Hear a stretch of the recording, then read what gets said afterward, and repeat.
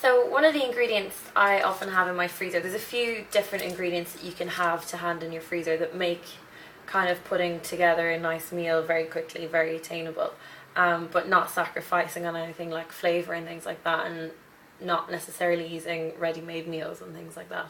This is something ready-made. It's puff pastry. You buy it just in a box like this, this one is Just Roll. I'm sure there's other brands as well, and it just comes all wrapped up like this, and then you just kind of unroll it, and that's your puff pastry sheet. Okay, and what you can do, there's so many things you can do with this, but one of the things that I like to do is use it as a way to use up leftover ingredients in my fridge. So if I've kind of a few different things and I'm not sure what to do with them, I'll make like a pizza style thing. So today what I'm going to show you how to do is precisely that. Really good thing for making this. Literally only takes about 10 minutes in the oven, and however long it takes to prepare it depending on what you're using, but it's usually just an assembly job, just throwing things together. Yeah, and it's really good, makes for a really good dinner or lunch. And what you can do with the whole entire sheet is what we're doing now with this smaller kind of piece. You can make it bigger and serve it as almost like a bigger pizza style thing. But basically what I've done is I've cut a little square of the puff pastry, so this size. Okay, so just lay that onto a baking sheet with some greaseproof paper on it, and I'll show you what I'm going to do with it. So that's your baking sheet with your puff pastry. So all around the edges, about 1 centimetre in, just get a knife and draw almost like a box, okay? And what this is going to do is create a space in the middle for all of your ingredients, and that's where your ingredients will lie, and all these bits around the edges will rise up and puff up and give you this really nice looking pizza thing.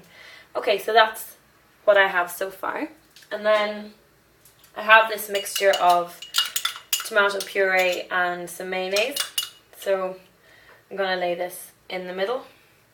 And this is me I just went through my fridge and just kind of found what I had and put these bits and bobs together. I mean, that's kind of mostly what I do. It's not, it could be wrong or it could be right, but I guarantee you it will taste nice, so that has to be a good thing. Okay, so basil. I've got a nice big leaf of basil here. I'm going to lay that on top.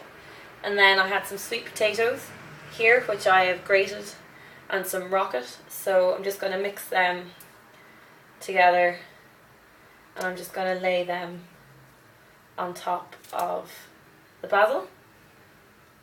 And then sun-dried tomatoes, 2 little sun-dried tomatoes left in my jar. They go on top.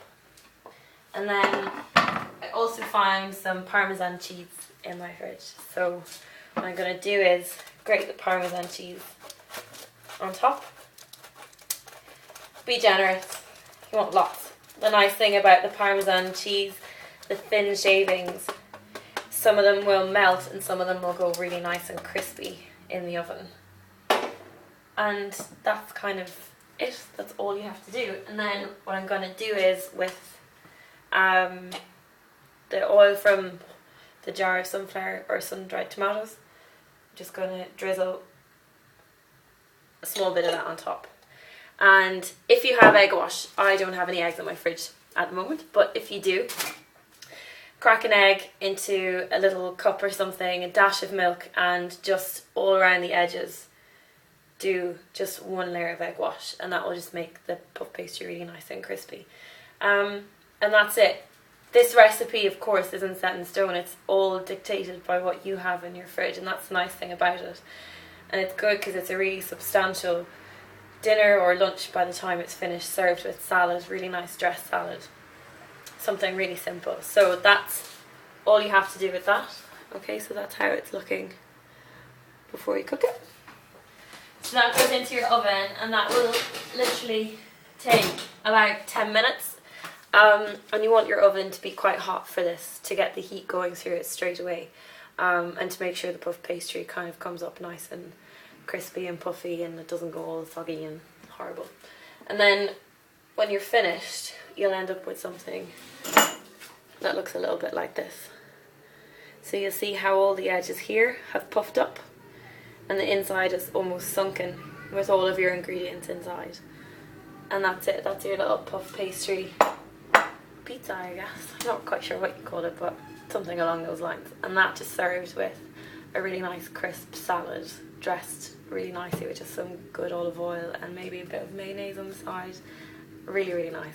So simple and really satisfying lunch or dinner or whatever it is. And again, you can make that bigger. You can do the whole puff pastry and serve it as a dinner in the middle of the table and just let people dig in, and exactly the same rules apply to doing it small. So yeah, just thought I'd show you that. There's a few little ingredients that are good to have in your freezer, and puff pastry is definitely one of them.